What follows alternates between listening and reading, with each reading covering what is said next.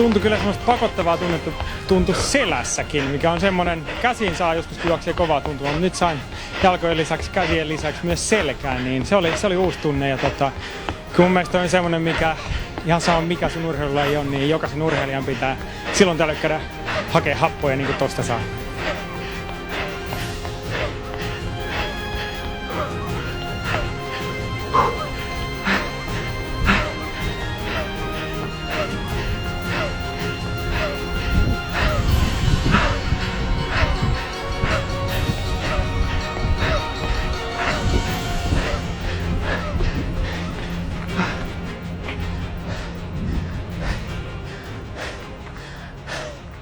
Hetken aikaa kestää ennen kuin saa yhtään sanaa suusta. Mutta tältä näyttää Helsingin huipulla. Aiotko tulla rikkomaan ton minuutin haamurajan?